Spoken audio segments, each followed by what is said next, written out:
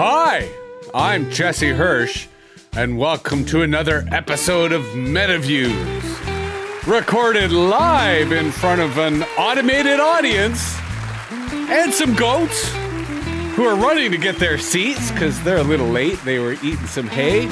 And today I'm going to ask my good friend Mike about anxious and angry Americans, because they've been getting to me, Mike. They've been getting to me.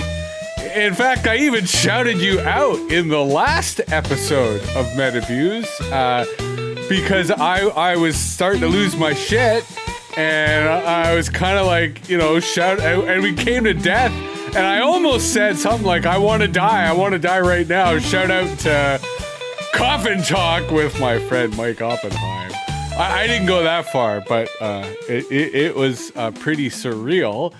But as you know, we start every MetaViews episode with the news. And Mike, you are by far a model MetaViews reader, liking almost every issue, restacking. This is the kind of mutual aid and solidarity that I look for. It's why I'm unconsciously doing the same with your fantastic Substack. But what do you got in terms of news for our audience? What are you paying attention to? What has caught your mind so far this morning? Plane crashes. No shit, eh? What the fuck? Yeah. I mean, I've flown I used to fly 30 times a year. I've always been afraid of flying, but still done it. And I want to explain that before people jump on me. I know statistically it's safe. I've been in 7 car accidents that weren't my fault, so I don't feel like statistics matter much to me. I just don't like the idea of dying in a plane. And I would further say that it was statistically safe in the past tense. We are seeing those stats change in real time, people. Do you want to elaborate? Do you want to share more of the details? Although I kind of know what you're talking about. Yeah. Well, so today's issue, because again, if you are checking in on any of the last months of I'm pretty sure every single week for about a month straight now, there has been a major plane crash. One was the one I'm not referring to was outside DC, and it was involved a military helicopter. Then there was a private crash in the city of Philadelphia that killed people in the city of Philadelphia because it flew down and created a huge explosion. And then the one I'm talking about today was a plane flipped and overturned, a Delta plane from America in, I believe, Toronto. So this is also perfect for our podcast because I'm an American talking to a Canadian. And, soon we're going to be best friends sharing the same Bitcoins and, prospering from the demise of others. But until that moment, you're still my rival. And so I insist that the Canadian soil ruined the Delta plane and caused it to flip, right? I mean, that's obviously what... And we're not talking soil, we're talking snow. No. Yeah, right? No. It was the Canadian snow. This is a warning to the American military contemplating their president's order to annex us that, snow warfare is maybe not something you guys have trained properly on. Hence our little threatening incident. No, I watched, to your point, So when it happened yesterday, on the one hand, I fly out of that airport all the time, and it's a fucking shit show. It is just, it is a real nasty, overcapacity. It is a high traffic airport that really doesn't have the ability to handle the traffic it has. They, I'm sure, would love to come on the show and disagree with me, which, hey, come on, step to me, bro. But I was anxious. I'm always anxious about that airport. And I know a lot of people right now, just in the group chats I'm in, who are flying. And so the crash yesterday totally threw off everyone trying to get home because they're all trying to fly into Pearson. And we've had snowstorms and now this crash. And then this morning I woke up and I saw some really, I shouldn't say firsthand, but an excellent angle of video of the crash. And so I was kind of able to watch it in usual TikTok style over and over and over and over again, and to your point, it seems like this is happening increasingly. And now, all jokes aside, you were like, that's a terrible way to die. I yesterday said to my partner, Jeanette, I was like, on the one hand, there's all the people who experienced that crash. But on the other hand, there's all these people stranded in all these airports desperately trying to get home. At least the people in the crash got home. I think I'd rather be in the crash. Because that way I don't have to wait at some airport to come home. I'm already home. And thankfully, healthcare here in Canada doesn't cost any extra money. Again, both terrible takes on a terrible tragedy, but like A plus, Mike, for your news segment today. I would say enter your Bitcoin wallet now for your deposit, but we're not there yet, as you inferred. So let us go to our second segment, WTF, or What's the Future? When the present is so sensational, so spectacular in terms of planes crashing, it's kind of hard to look to the future. But nonetheless, the challenge is upon you. You've offered us a great news thing to sort of be aware of. When it comes to your event horizon, when it comes to what you're looking to in the future, what do you see, Mike? What do you think our audience should be looking at? Okay, I'm going distant future because somebody asked me in a group chat that is actually composed evenly between Democrats, Republicans, all Americans, I should say that. Democrats, Republicans, and independents, which is what I consider myself. So no Bloc Québécois yet. No. Right? Is Congress ready for the Bloc Québécois? Please go on. Yeah, je ne sais quoi, but I think that was right. I took. Yeah, you did. You did. You're all not. right, cool. So I think in 15 years, this is a long time from now, but I think in 15 years, my party is going to win, and my party is no party. So I am rooting for the demise of not the two-party system, but the actual two parties in control right now. I believe America will still have a two-party system, but I believe a third party is going to emerge and take over as one of the two, and I'm A-okay with that because I really, at this point, strongly dislike both parties. And I honestly, I did not anticipate what you were going to say. But again, I stand by my spontaneous intervention. That could be the Bloc Québécois. Because here's the scenario, right? I'm increasingly of the mind that it won't be an annexation, that it will be some type of terrible political deal. Because for all of Canada to be the 51st state, we need at least 16 states. Right? Give us 32 senators and a whole bunch of Congress people. But whatever, even if it was just a 51st state, you're going to have some Bloc Québécois because, fundamentally they will vote their own party in just as they have in the Canadian federal government. And that will be the third party that finally attains status within the U.S. Congress.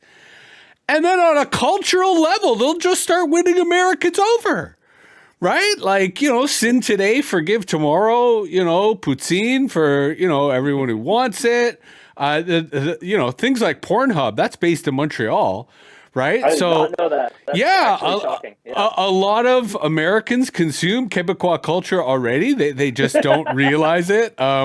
So, again, the Bloc Québécois could be the prophecy that you have foretold, not because all of a sudden Americans start supporting Quebec independence or even start speaking French or the Québécois version of French, calice, but they could be that kind of protest vote where people like at least it's none of the above. Yeah, and I would say that the protest vote is actually, I think in America, if a protest vote was a vote, it would work differently. Most of us, I'm not one of these people, but we believe not voting is a protest vote. So when you look at these staggering numbers of like, oh my God, half the Americans don't vote. I know it's hard to understand this, but that is mostly out of protest. And it doesn't ever come up in the media that way. Although we can't fault felons. No. Right? I suspect there are a lot of felons who would love to vote, given the opportunity, and vote for me, Jesse Hirsh, and I will find some way to give that status to my felonious friends. You also evoked in me the memory of the Richard Pryor version of Brewster's Millions, where he tried to, in order to comply with the condition of spending the, 30 million in 30 days, he tried to get on the ballot as voting none of the above. Do you recall that movie? Any memories from that movie? I've watched it 5 million times. It's one of my favorite movies ever. And I have like too many, and you're just making my mind explode because I'm just so happy thinking about my childhood before I understood politics and any of the structures that govern me. And wasn't it? Able to watch and laugh. And am I correct in thinking it was a John Candy movie? I don't think played the Dan catcher? Aykroyd- well, Dan Aykroyd. Wait, you're talking about Brewster's Millions. Oh, that's where. Yeah, he's the pitcher. No, I was Yeah. thinking that's Stir. Wait, is that Stir Crazy? No, you're Stir talking about Crazy is with Gene Wilder. Yeah, but I think that's where he's the pitcher. I think Brewster's Millions, isn't it? Because that's where he's the rich businessman. I think it's Dan Aykroyd. I'm conflating two different movies, but You're right about Aykroyd, and I'm right about Candy. Nice. It is John cool. Candy, and he was the catcher because this is where Pryor was a pitcher, like a minor league pitcher, and then he inherits the money, right. which was different than the original Brewster's Millions. Yeah. And God, we talked about it last time, but John Candy. Hopefully, I'll be on your show again, and hopefully, I will bring up John Candy every single time because he's just amazing. Well, I on that note, I will have to program him into the soundboard because my partner Jeanette often when she says thanks to me, she says Shanks, and I go no, you got to say Tommy Shanks.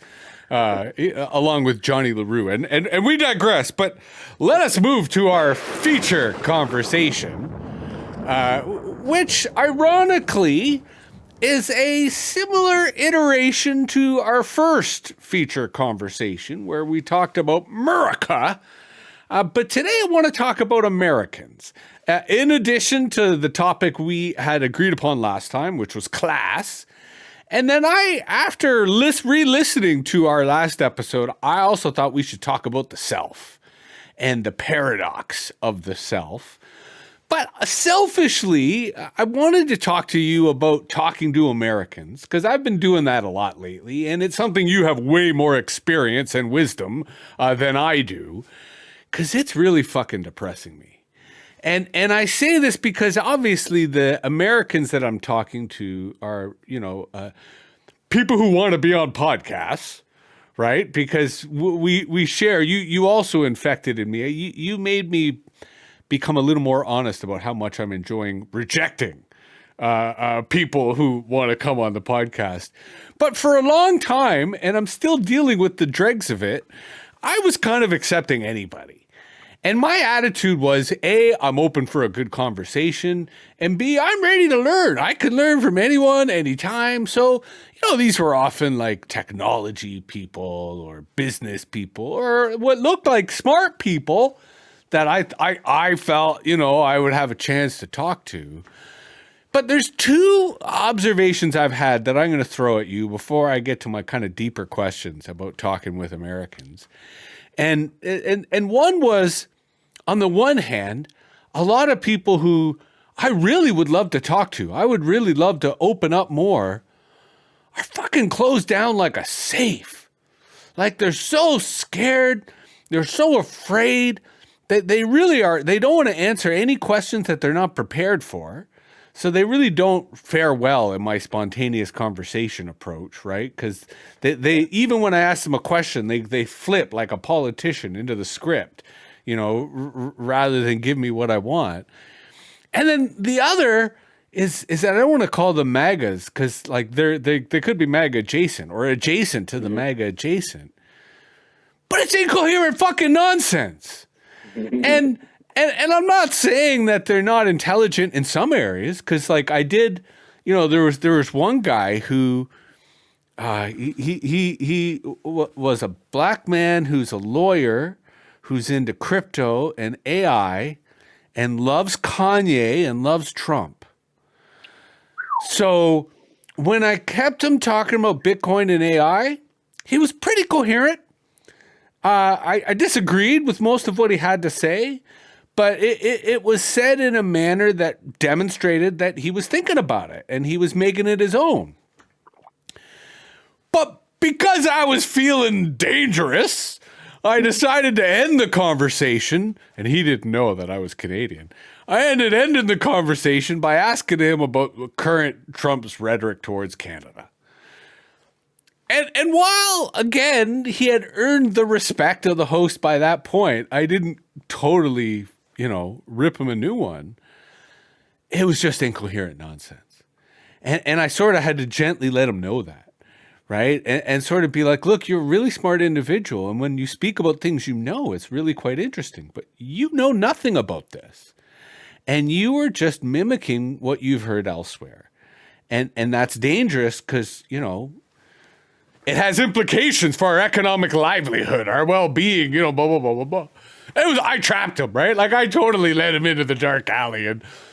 But I offer this as an archetype because he was one who I respected. There's many who I haven't been able to respect. And it's total incoherence. I would love to engage them in an interesting debate, but there is no common language. Because they're so anyway, that's what I'm throwing at you, Mike. On the one hand, those who are too scared to speak, and on the other, who are speaking in tongues and it's completely incoherent. What is going on with Americans? How are you faring when you speak to them? Because you are clearly far more leveled up than I am, and yet I suspect you are encountering the same phenomena. So my first question is: am I nuts? Is what I'm encountering legit, or am I projecting? And alternatively, what's your tips on how to talk to these folks? I definitely can address all of your questions and all of your concerns. I do want to say something that's going to sound snarky, but I actually don't mean it to sound snarky. It's 100% going to come across that way. I taught foreign languages and I'm a language expert. I have a master's and stuff. So maybe it's from that. But I also went to school in Pittsburgh, Pennsylvania, and I befriended a ton of Canadians in my life. You clearly have a Canadian accent and you clearly are a Canadian. And it would be impossible to talk to you for more than 5 minutes without using the word about at least and hearing your intonation of it and not know you're from Canada. So for the record, I am up in my accent a little bit with you. Okay, I confess, I am the kind of performer who, to your point, reads the room. Right. And I am for sure hamming it up a little. And I ham it up even more when I'm with Canadians. But that's a valid point you make. Please continue. Yeah. And I think even with all that said, I still would research and vet the person whose show I'm fucking coming on. I definitely watched an episode years before I came on, and I'm glad I did because I would have done fine with the news and all that, but it was nice to actually prepare because I don't know, maybe I'm a guest on a podcast and I should prepare for it.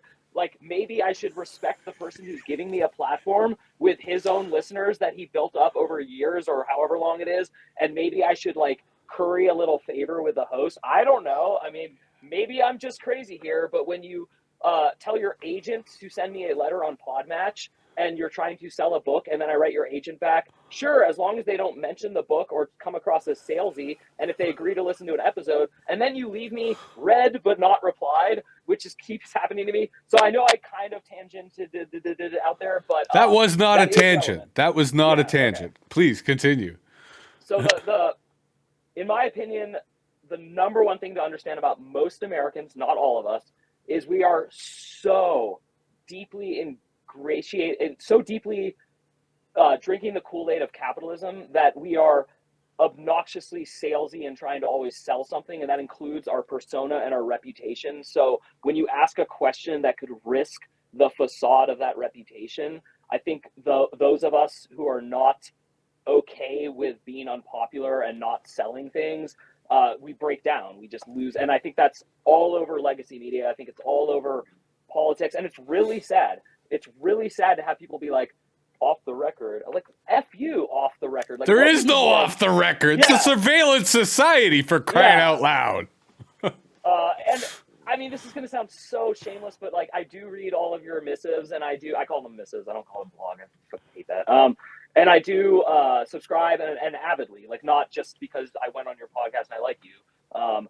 I probably would have subscribed and then unsubscribed a few days later, just to be full honesty. But I like how you write. I like what you write. I don't even agree with all of what you say, but I appreciate, especially today's where you said we just need independent journalists who aren't driven by a bottom line. So I don't care if Jesse Hirsh says something that I don't agree with. I care that Jesse Hirsh is not afraid of saying what he thinks, and he's not beholden to a corporate entity that he's hiding behind. And it's not South Park is the only model I trust, which is denigrate everyone, scorch all of the earth, or scorch none.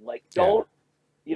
Now I will say the following: I am a little scared of talking subversively about my own government for the first time in my life. I don't believe that the mechanics that hold free speech in place are actually working anymore. The DOGE department is basically the reason for this.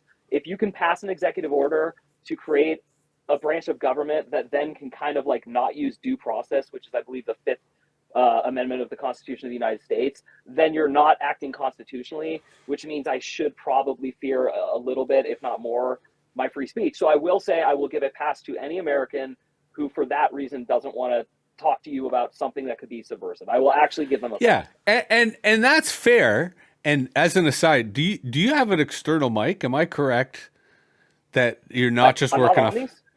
You are on. I think the mic is on those. So if you click the little settings at the bottom there, it should allow you to switch your mic. I just realized that at this moment. Apologies, I'm a little out of it today. No, it's okay. Your latter point is fair, and it's fair in the sense that I think there is a chilling climate at play. But for me to acknowledge that, for me to respect that, people have to do what you just did, right? They have to spell that out. And even then, they can say, here's what I'm going to talk like there. That is a skill, because on the one hand, while I think there are a lot of people who feel that way, to your snark, and you know, you didn't want it to be snark. I love snark.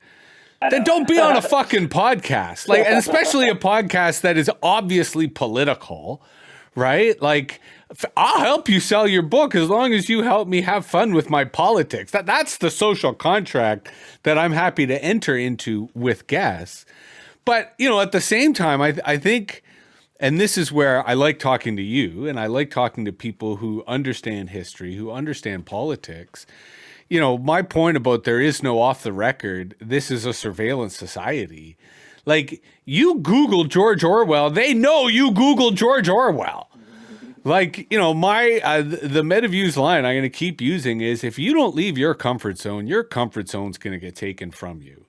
So learn how to do that shit now before it's too late. And, you know, again, that's what history teaches us over and over and over. And I don't really think Americans have anywhere to hide. So it's about time you start learning how to talk to your neighbors, which is why I really like what you're doing, because talking to neighbors about death is a skill level even higher than that. But to bring it back to kind of, you know, what I'm looking for in terms of tips, like, how do you navigate like that chat room you were talking about, where it's people across the political spectrum? Or conversely, or shall I say, more specifically, how do you deal with people who are talking nonsense? Because you sort of alluded to how to deal with people who don't want to talk. Yeah. But how do you deal with people who do want to fucking talk and all they're fucking talking about is shit?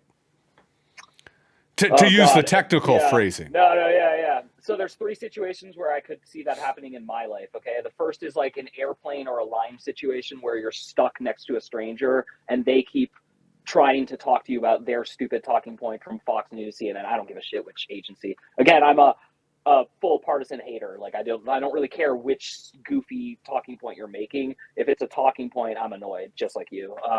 So in that situation, you're fucked. There's no tip I have, like none. Literally, smile, or if you feel like wasting your time, engage. But it's a total waste of time to engage with one of those people. They will leave lying about what you said. They will use you as an example in future arguments. It will do you no good. And no one on earth has ever changed their mind in one of those situations. I mean, maybe like one person ever. But so that's the first situation. The second, on your actual podcast, I have a lot of tips for that, but I think I'll hold that and give the real one that you want, which is like, okay, it's a real friend, a real acquaintance. You're at a dinner party. You do want to respect this person, but they're sitting there talking about how, like, no, Bitcoin is the future. There's no conspiracy to like drive the price up and then sell all the people holding the bag are fucked, like as you wrote about today. Like, in those situations, I try to be polite but firm, and that's my main strategy.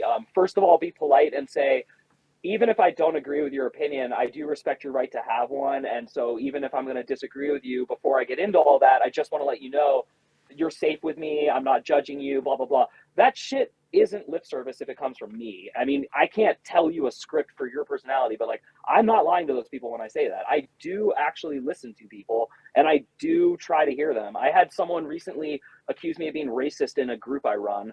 And I listened to him and I really tried to hear and understand from his eyes. And I ended up writing him back. I didn't say, yes, you're right, I'm racist, because I don't agree with that. I said, I can understand your point of view. I understand where you're from and what you're saying. And you did reach me and I'm very sorry. Like, I did not want you to feel that way. And it didn't like work or not work because that's not how I look at life. I just know that I was able to sleep that night because that person can keep thinking on whatever they want, but Yeah. I know I did everything I could to be actually contrite and polite. So with these people, set up a situation where they're going to at least have slightly like hearing you. If they start interrupting you, give up. It's just like the person in the line. Interrupters, I have no patience anymore for them. Screw that. And if they over talk, of course you can like politely put a finger up and like, I'm not talking about that hyperbolic thing. So as far as so that's my main tip is do that. But be firm is the second part of it, which is don't relent. Don't just say like you're right. Don't ever do that. No, I don't. Say, like, I'm not capable. yeah, and my favorite phrase ever, and it's actually sort of ironic because last time in my shout out section, I said this comedian Bill Burr that I really, really like. His favorite saying ever is fair enough. And I'm going to write about this week, but he doesn't say fair. He says fair enough. Yeah. So when a person says something that is fair enough, use that phrase. They may or may not actually understand what you're saying, but you're not saying you're right. You're saying, okay, yeah, fair enough. Like, you come from this. Yeah, sorry, go ahead. My equivalent is understood. There you go. Right? I totally agree. Yeah, like understood. I get it. I understand what you're saying. It doesn't mean I like what you're saying, or doesn't mean I think, but that's my point about the incoherence. And I think to your point, it's just a waste of time. And that is where, ironically on the MetaViews YouTube channel of this current, what I call season 2 of MetaViews, the most popular video is a guy who rage quit. Right. And he was a Canadian Trump supporter. And this was, still in the early days of the tariffs and the whatever. And, he was saying, well, look, Trump will stop doing this once we secure the border. And I said, well, you do understand that the Canadian border is the largest unsecured geographic border in the world. Right. I understand why Trump would want us to pay the bill to secure it. You're a Canadian taxpayer. Is this something? He's like, well, we had it secure under Harper, who was his previous prime minister. And that's where I drew the line. I was like, no, I acknowledge that under Trudeau, the border is insecure. I acknowledge the border has always been insecure, will always be insecure. I didn't say it so outrageously. And he couldn't fucking handle it. He couldn't fucking handle the assertion that I just would not agree with him at this ludicrous policy assertion. And he rage quit. It's the most popular episode I had. So to your point, I will try to engineer rage quits. That's why with these guys, I keep using the line that this is now a game show. And you got to pass the news segment. Then you got to pass the future segment. Then maybe you make it to the end. Because the guy I had yesterday, who I shouted you out in the episode, he a young, really young, rich guy, top of the world. So to him, doesn't want to die. And he's really into genetic medicine, really loves talking about immortality, and he didn't understand why I was pushing back a little.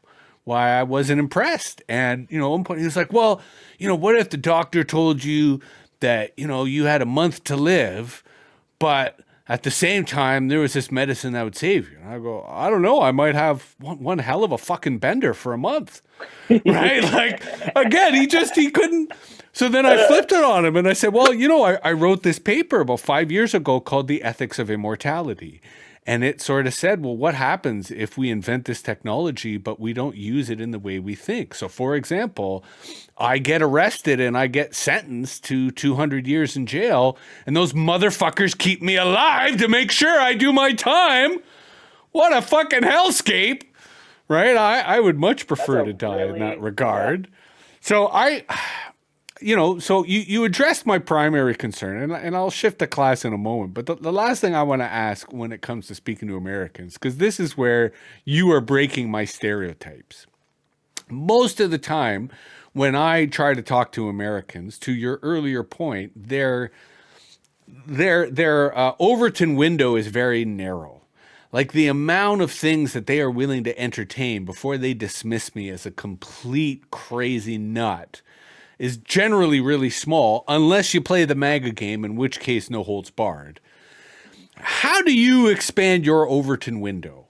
How do you introduce topics that are kind of crazy, like death, but that, other people are not ready to talk about, but you want to broach them. You want to go there. What tips do you have in that regard? My gut reaction, my intuition tells me to be honest. I have like the charisma and charm and ability to do it. I know that's a cop out answer. No, but like, that's not a cop out. What you're saying is be charming. Yeah, be charming, right? and like rather than like, confrontational. Yeah, and like, look, we're two peas in a pod. We're I think by choice you're somewhat of an outcast based on where you've moved and lived, and I think also you're the kind of person that gets pushed to the fringe by people who are threatened by you, but hugged and welcomed in by everyone else. I'm very similar. All my friends like me. They don't respect my opinions. Like, I'm not saying that I'm not like talking about you, just to be clear. No, but you know, my MO. that matches my chat group experience too, right? Yes, it's like they know that Jesse guy's smart. Yeah. But shit, when he has to say, whoa, no. So our Overton window is like, I mean, first of all, I know this is like annoying for viewers. I really like you. I felt like an instant connection to you. I like your show. I like your style. I have 2 kids, so I'm not gonna be able to watch all your shows, but I do genuinely like you. If I was a 20-something, I would be like heavily into you and blah, blah, blah, if that makes sense. Like, you have that personality that attracts my types, you know? And I was like a fan of like Nirvana and like punk rock, you know, so Dead Kennedys, you know, like, even if their songs kind of suck, I'll still listen to it because I love the lyrics. Like, so it's like, so I think like part of it is just you are secretly and without ever being told it. Okay, there's a phrase called remain true. And so be impervious to praise and ridicule. And that's how I live my life. People will praise us and they will ridicule us when it's convenient, but we push people to expand their Overton window by just bringing up the Overton window with intelligence and politeness. And I can tell, like, at the end of the day, I have a feeling you would apologize and hug someone if you really wronged them, even if you didn't agree with them. And that's the same way I am. And I think that's the charisma charm that really works, is just like when people feel like you will still love them. I use that word very differently than most people, like a Jesus way, if you will. You know, in the real sense of the word, not the commodified sense of the word. And I think, you know, that's kind of my life mission. I'll open up just a tad bit. My ex-wife abducted my son. I did not deserve it. No one who knows me thinks I deserve it. Even they wrote a letter kind of saying, you don't deserve this. They did it for selfish reasons, but it changed my life. And ever since then, I've just been like, life is very short. I'm going to try very hard to make people feel appreciated. So bringing up death is one of the forms of doing that. But I just want to keep relating it back to you because I am trying to help you. When you're talking to Americans... But for the record, I'm also, in theory, asking for my audience because while I am asking for myself, this is coming up amongst a lot of the people that I care about, that they're having these same problems. And I'm anticipating that the talking to Americans thing is going to be more prominent when we are the 51st state. But go on. No, I do have a good answer then. For anyone who wants to talk to an American, if you come in with an air of arrogance or that lack of respect, get fucked. Like, you don't respect them, why should they listen to you? So, like, respect the person you're talking to. It's okay to say the American culture as presented by the media pisses me off and I don't like them. But seriously, fuck you if you're going to tell me that I'm an American and I'm just like my peers. I'm not. You're not a Canadian. So, like, the identity politics, that's the only probably good thing that MAGA is sort of eradicating. Not eradicating identity, not eradicating trans rights. I'm not talking about that. I'm saying the political attachment to identity, like catering. You know, my line to equally disparage identity politics is the primary thing that it's accomplished is to reinforce white supremacy.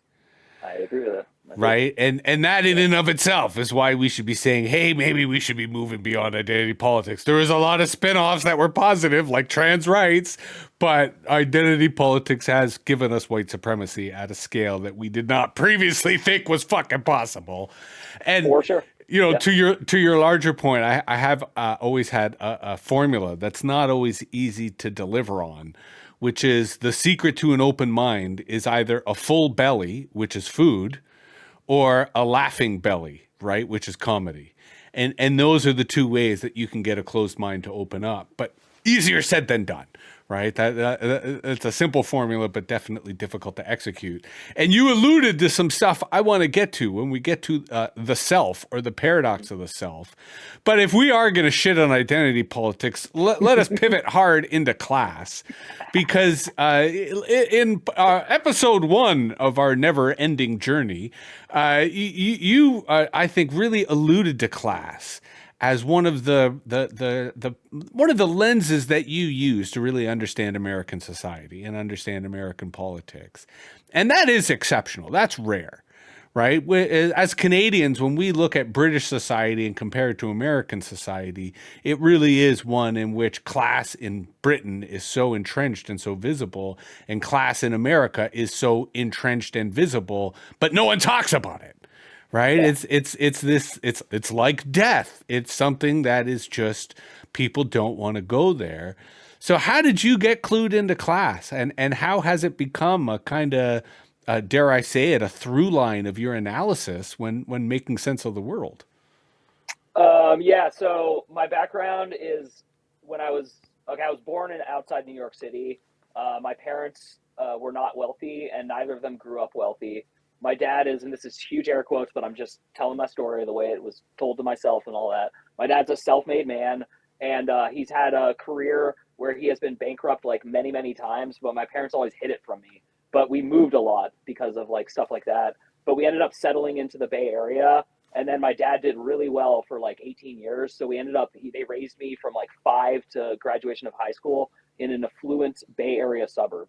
So it means I was raised in a liberal but affluent area. There's only one other pocket. There's 2 other pockets like that in America. One is Miami and one is Washington, D.C. But I won't talk about D.C. because that's just like Yeah. so effing different. But Yeah. so I was raised like with feminism and environmentalism and respect black, a have not have community. And because my parents didn't want to raise spoiled brats, I was like the only kid without like the new Reebok pumps, for example. And so my parents fake made me feel poor. So it's very important that I'm telling this the right way to people, because if you like vet me or research me, I don't want to give the false impression. But a child impression is all that matters. That's all Yes. you need to know.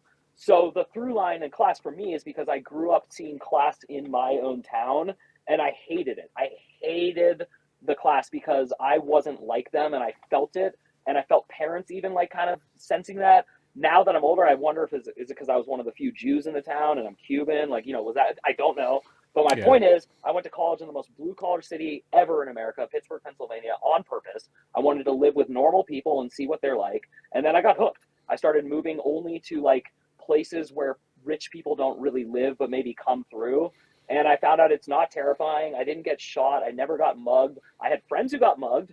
I have a theory on why I didn't, but it's not relevant. My point is, I really wanted to just live in different class environments. And now, for the first time ever, I live in like a middle class place in America. Like, first time ever. And it's very pleasant. I won't lie. Like, it's nice because we're not better or worse than people in like a weird way. But the point is, I don't see the people who voted for Trump as like race divided, because they're not. It's really a class division of like who is appealing and catering to which class, which is why I brought up the 2-party system. I don't think it's a Democratic Party or a Republican Party anymore. I think it's a, that's so funny. Oh, that's Um, awesome, eh? do you want to be rich in the future, or are you already rich? That's the red party. And do you feel guilty about your wealth, or do you think you're never going to be rich? That's the blue party. So I believe they're divided by class in that exact way. But what's weird is that poor people who think they're going to be rich someday side with rich people in Yeah. America, Yeah. and poor people who have given up hope and just want like handouts and favors and like whatever have sided. And again, I'm not belittling that. Giving up hope and wanting handouts, I don't actually belittle that. I think Well, and for capital, the yeah, record, no one gets more handouts than the rich, right? that's Like, totally true. Yeah, yeah, I in agree. the societies we live in, handouts go to everybody, but it's the people who only have handouts that end up being stigmatized, versus the people who have handouts and yachts and, That's a great point. Seriously. other facilities. Yeah. Yeah. And so that's, I mean, I have more thoughts, but I think to just kind of start our conversation, I would just say my through line with class is I've always been a wide eyed kid who couldn't wait to grow up just so that I could be left alone. It wasn't any other reason, but I didn't like parents and teachers and authority figures telling me what to do. I also respect authority because I absolutely have been in panics and riots, and I've been in like a situation that was very scary with people breaking car windows on my street and like chanting and fire and shit, and it's not fun. I am not an advocate of anarchy. I am not an advocate of like blow up the system and see what happens. I think good people get murdered in communist movements and revolutions. I think bad people tend to not get murdered in those situations, actually, and they tend to take power. So I'm not a fan of the traditional revolution model. I'm a fan of like what we talked about. Yeah. I want to respond to a lot there, but just at the Yeah, end, I'm unpack sorry. some of it. Yeah. For the record, anarchy means social harmony, not chaos. It's the capitalist who framed that as, I think what you dislike fundamentally is violence, assassinations, and murder, which under 99.9% of all circumstances, I fully agree. I think the revolutions that we are going to see in our lifetime, the one we are currently seeing in the MAGA case, are media revolutions. So they tend not to be violent in the overt, although they do involve some violence. And that's where we will come back to the communism piece in a moment, since we're talking about class. Because I also disagree with the way in which you characterized communism, because I think that kind of political corruption and political violence is endemic to political parties and not necessarily ideological. But go ahead. Well, I just want to set the record straight because I may have misspoke and I can't go back. And what I meant to say was the process of the revolution to communism, not about communism itself. But again, like what you just described was fiction, because we haven't seen a process towards communism. For example, in Soviet Russia, right, Lenin was about to say, hey, let's transition to communism when he died and Stalin took over. And then Stalin basically said, we can't transition to communism. We got to focus on what we're doing here. And that's why a lot of communists would say that Stalinism is not communism. The same way a lot of those people would say that Maoism is not communism for similar reasons. So I think what you just described was an aspiring event, but not an event we've witnessed. And where I suspect we share a certain level of cynicism is I don't fucking trust political parties. Regardless of their ideology, because to what you inferred, at a certain point, the leaders of political parties do whatever the fuck they can to maintain their power, regardless of where they are on the political spectrum. We digress, though. I want to come back to a few things you said when it comes to class. And, you know, what's interesting about America, to your point, is how visible class is. Because, you know, the first time I ever went to New York City, because class in Canada is different. Like, it does exist, and Toronto, for example, has a huge class disparity. But it was when I first went to New York City that I was like, oh my fucking God. Like, you know, the amount of wealth and the amount of poverty kind of right there in total juxtaposition, you know, it is something that made me think, how do Americans digest this? How do they compute this? How do they and that may be why New York tends to be more conflictual, more violent, more politically polarized than, you know, a lot of other cities. But at the same time, your point about the aspirational nature, that many poor people aspire to be rich and therefore they vote for policies that will benefit them when they're rich. And even a lot of middle class people still aspire to be rich, although there are many who are perfectly content in their position, right? And, you know, would potentially vote Democrat because they like the middle class, they want the middle class, they want to stay the middle class. I think it's awesome that you have this opportunity to live in a middle class neighborhood at the very moment when the middle class may be going extinct. It's kind of like me driving a Ford F-150 truck after being a militant cyclist and anti-fossil fuel activist for most of my life. It's nice to have these moments of contrast. Do you think, and this, I think you brought up Luigi last time, Luigi Mangione. Do you think class consciousness in America is changing? And I say this partly because, to your point, MAGA is... They're not just kind of smashing identity politics. They're smashing a lot of the liberal narratives of, you know, the American dream, especially in terms of the middle class, especially in terms of, you know, things like Medicare.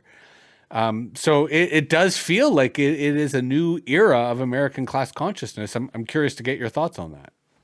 Yeah, I do think that's happening, and I think, ironically, because I brought up DOG, I don't know how to pronounce it because it's such a new Doge. institution. Yeah, is it Doge, like Yeah, Dogecoin? because Okay. it's based off of cryptocurrency, Yeah, I mean, I read right? what you wrote, and this Yeah, is the yeah, first time yeah, I yeah. connected it, which is shocking because I'm usually clever. But no, not in that case. I actually did not make that connection, mostly because I hate Bitcoin, so I tried my hardest to not pay Yeah, attention to it. yeah, yeah. But anyway, so Doge to me is what's going to push it because no one came for the gypsies when the blah blah blah. No one came for the blah blah when the blah blah blah. No one spoke out for the Jews when they came for the Jews, and then no one was there to speak out for me. That's happening with layoffs, and Yeah. that's what's going to happen with class in America is the Great Reset. Which, by the way, it's so hard to agree with some parts of what's But going look, on. And yeah, to reciprocate on the affection that you've showed me in this episode, I very much enjoy chatting with you. I enjoy the vulnerability that you bring in terms of your thoughts.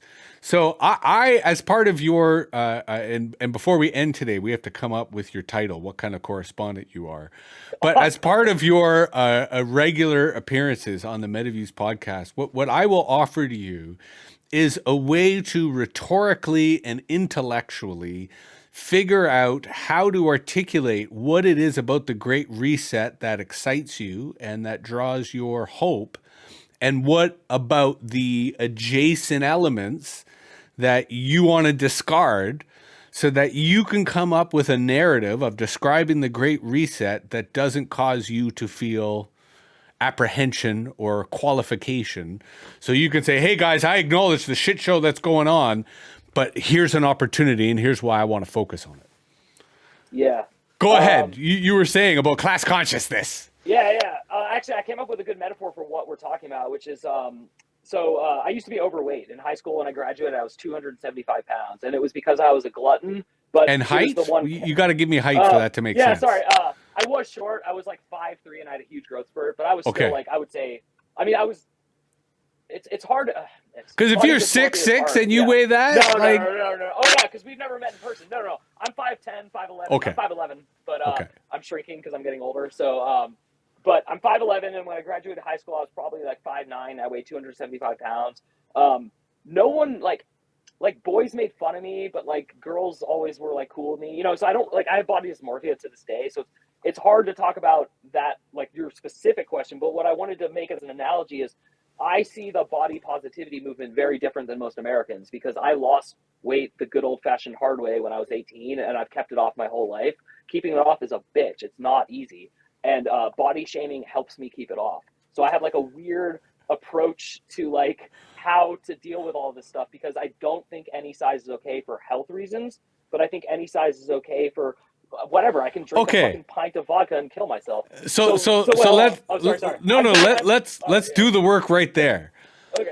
Because let's unpack that. Because one of the mistakes that I feel Americans make when using language is, and oh fuck, this is a paradox which is leading us into the self conversation.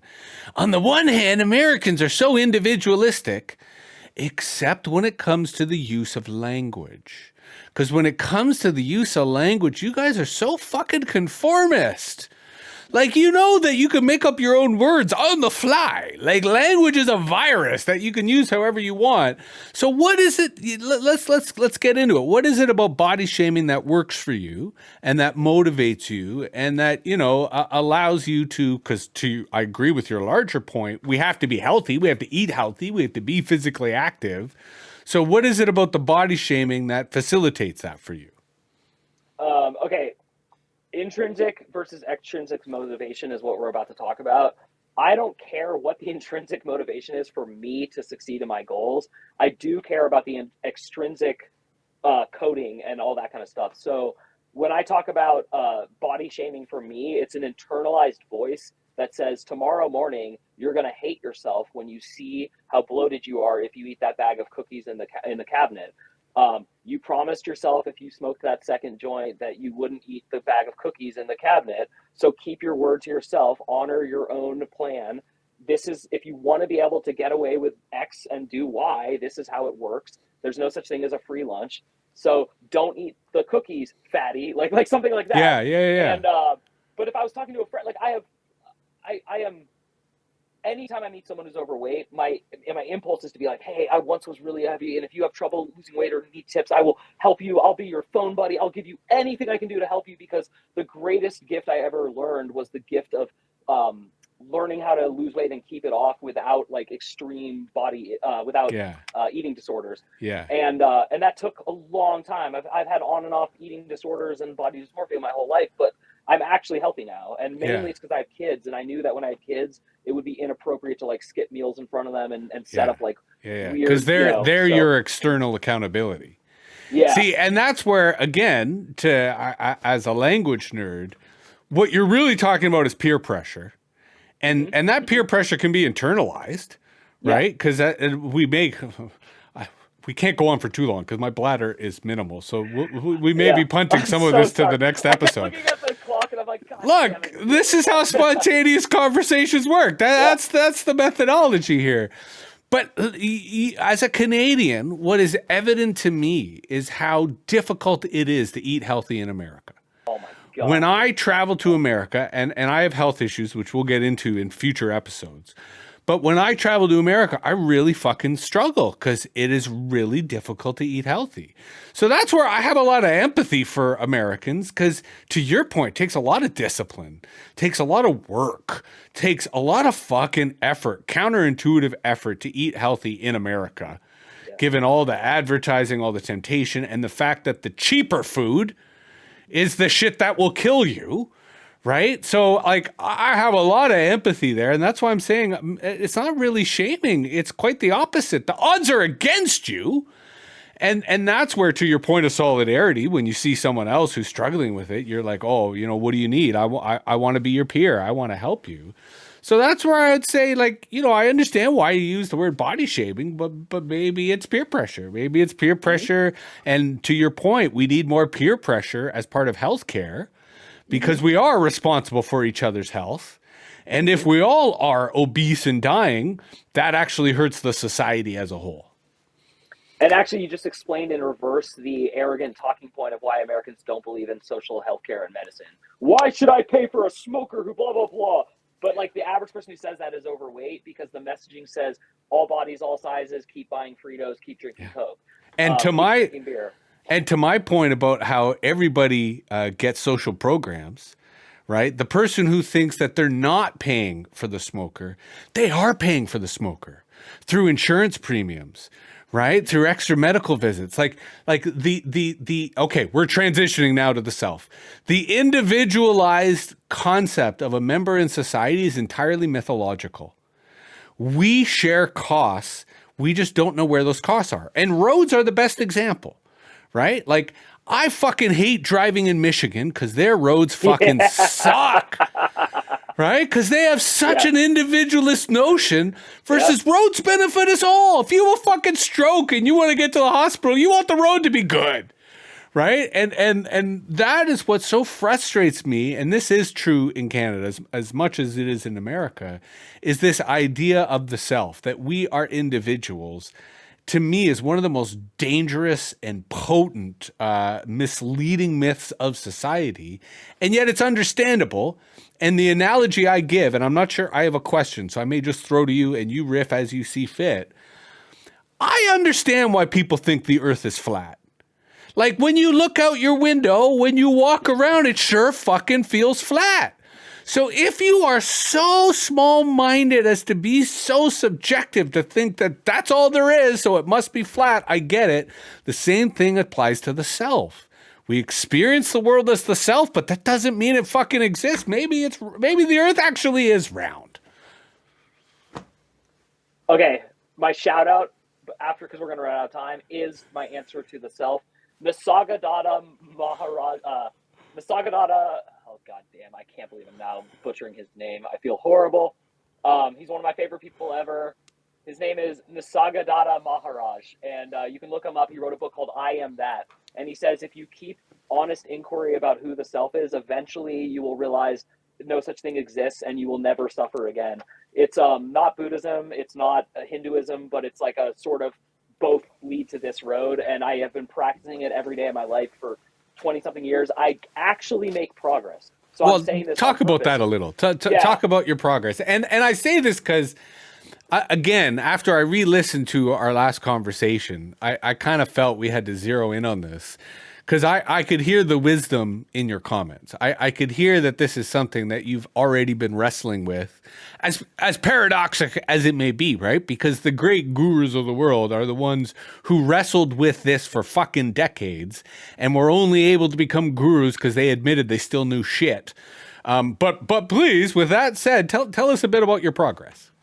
Yeah. So what I first started doing was analyzing like who am I? And I started really thinking about it because last night I had trouble sleeping. And the reason I had trouble sleeping is because someone out there thinks I'm racist and I don't think I'm racist. But then I was like, wait, who is keeping me up right now? Because it's not me. There's like a dissonant thing in my head that has a refrain that's like, you need to somehow make this person not think you're racist. But that thing is referring to you, and yet you isn't the person talking. And so, like, even just like in those moments, a normal person with a normal IQ like me can actually see that this is true, that you're not who you think you are because you have too many things in your head at once to be one of them. So if you're not one of them, and then you're the totality of all of them, that's like a step in the right direction. Now, that can still lead you to believe that I am the product of these many voices in my head, and I'm just going to pretend, look at what I do to your screen.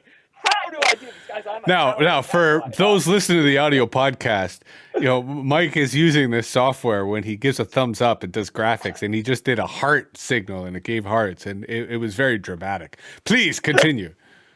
I just turned it off, and I saw how to. Don't turn it off. That was so good. Yeah, okay. If you're a listener, I am through hereditary. I'm obviously American, but I am a large percentage of me is Sicilian, and Sicilians talk with their hands, and so I keep using my obnoxious hands Jews to talk also Jews also talk with their hands, Mike. Anyway, go on. I want my correspondent to be something. No, we can't do that. But we're not there yet. We're not ruling anything out. We're not there yet. Please continue. Because I kind of want it to be something on that vibe, just like what you just said. Yeah.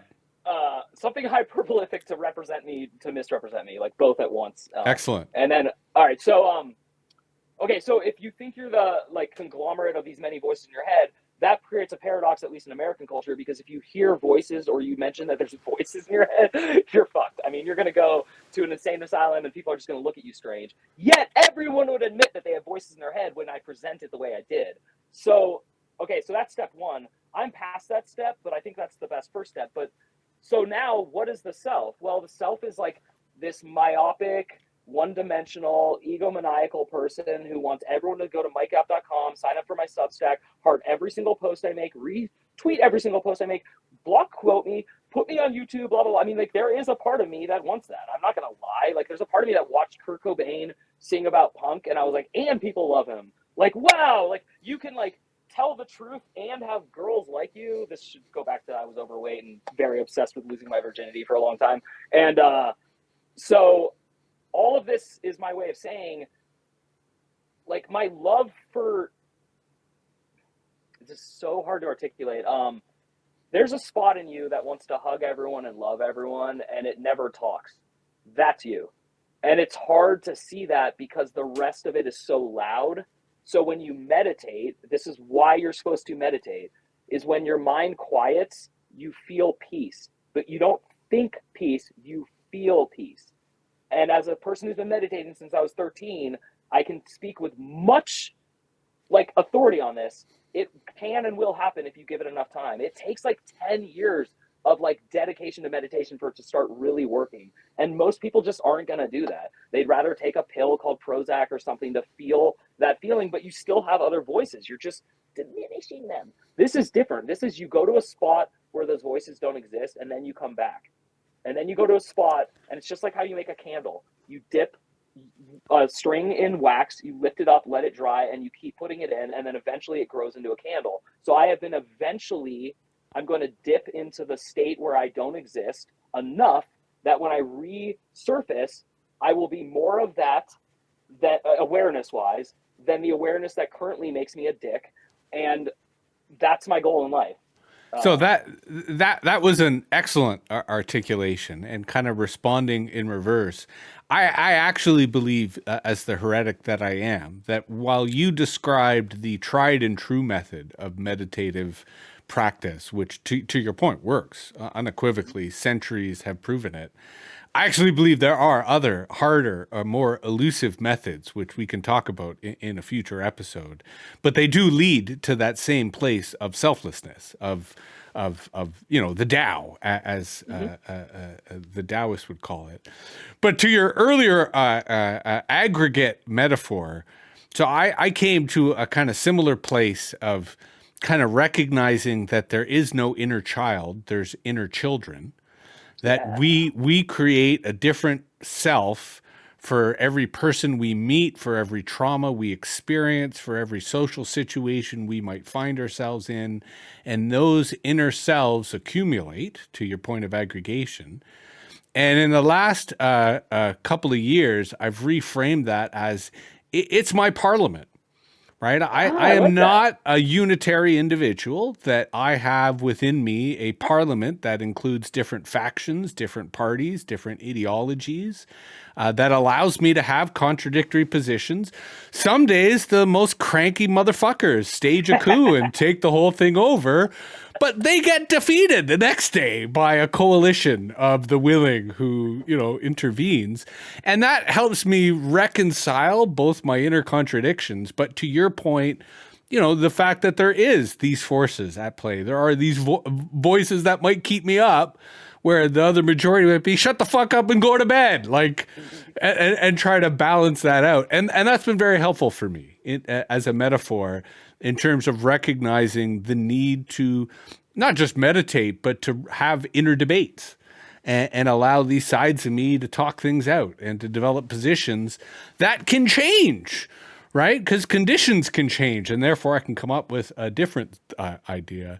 Now, that's one conception of the self I've been working on. The other, more accurate conception of the self that I am less articulate about, less certain about, no, I shouldn't say less certain, less aware maybe, this is an idea in formation that I still am difficulty articulating, but it overwhelmingly feels like what is actually happening to me in this particular plane of existence. And that I am a federation of bacteria. And that as a federation of bacteria, I am really secondary to what is happening. So the parliament is not the executive, right? The parliament is just the Congress that talks about shit. The executive is the bacteria. And it is the bacteria that is actually deciding whether I eat, whether I sleep, whether I shit, whether I'm happy, whether I'm sad. And I feel a certain amount of distance from that bacteria, in the sense that it is me, but it's not me. And that, I again, is somewhere I'm going to have to keep thinking. And it goes back to my point about the path to the open mind is the giving the food or giving the laugh. That it is fundamentally the belly, because that is where the bacteria is. That we are fundamentally trying to appease our bacteria, serve our bacteria. And if we do so, we do a pretty good job of it.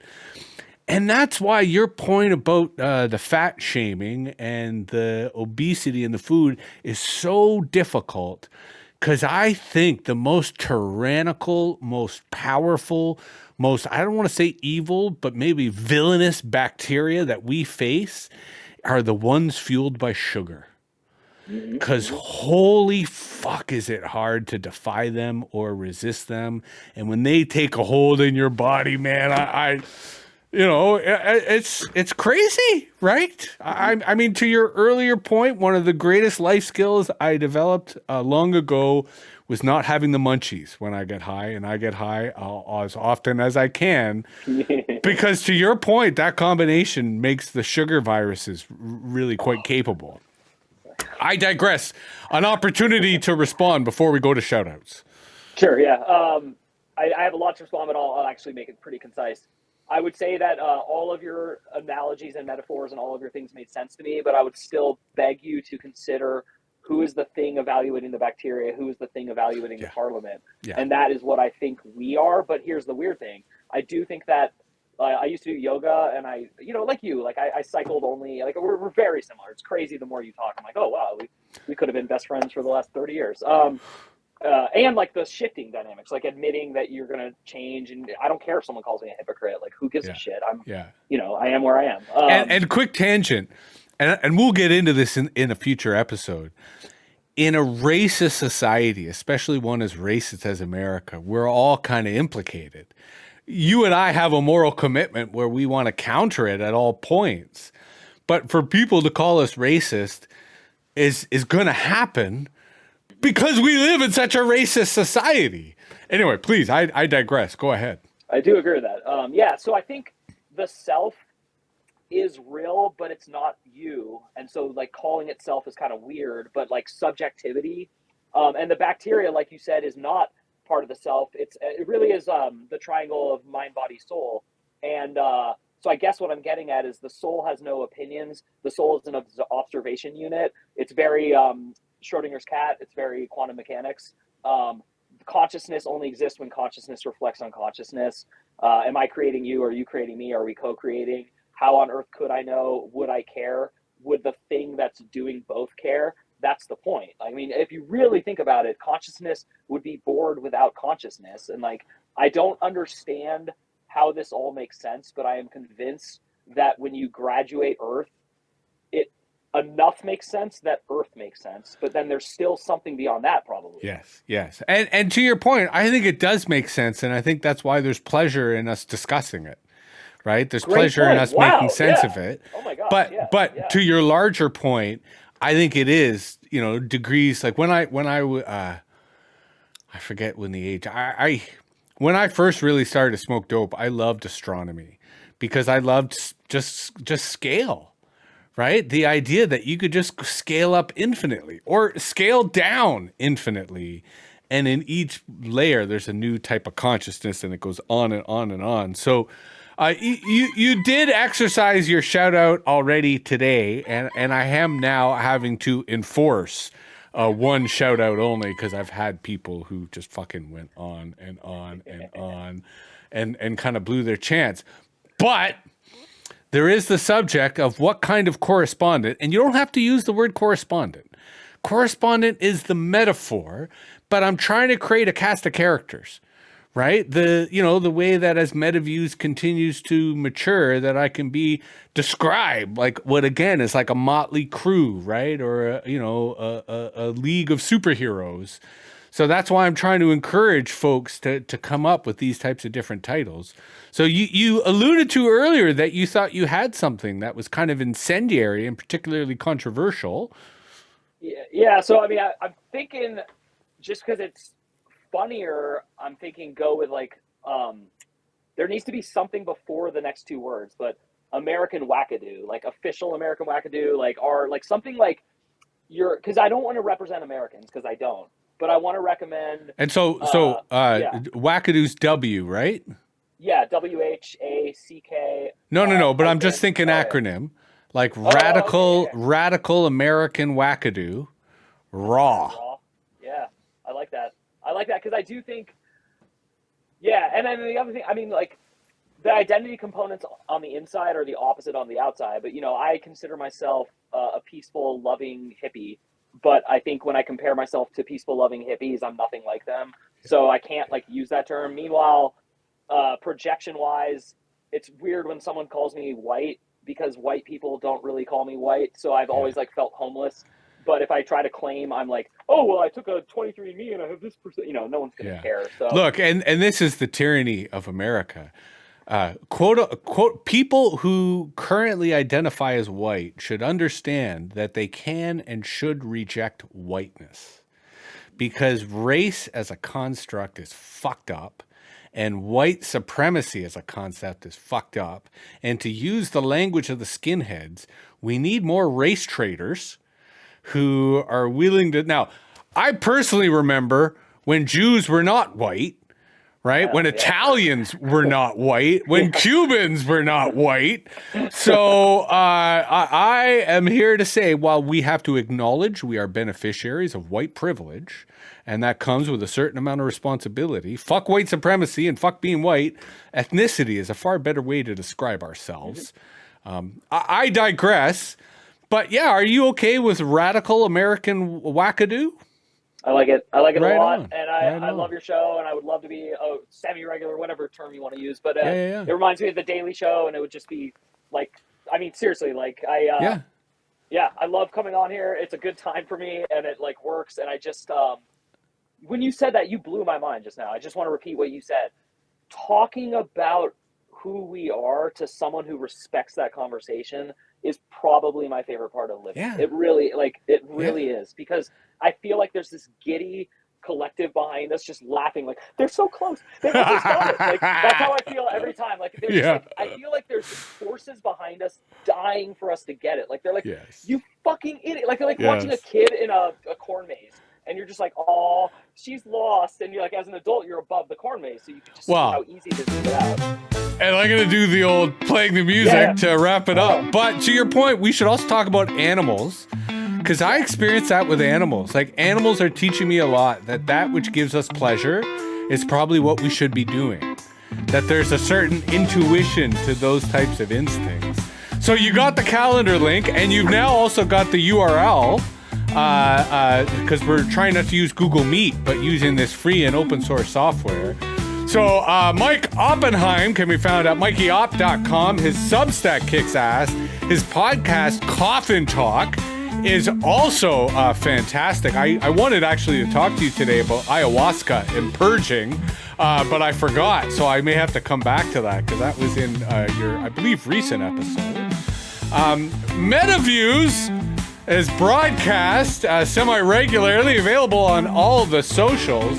Harriet here needs some lunch. I've neglected her, and she's telling me, Papa, it's time to eat. So we'll be back again soon. This has been an excellent episode. Thank you, Mike. We were on a bit of a dry spell, so I'm glad that we were able to get as high as we could today. And we're coming back tomorrow with another fantastic episode. Mike, I know that you're not able to listen or watch all of them, but you should definitely check out tomorrow's with Taz Latif joining us from the UK, and I think it's going to be a fucking barn burner. In particular, around similar issues we talked about today in terms of class and identity and self. So again, we'll see you soon. Thanks again. We're out.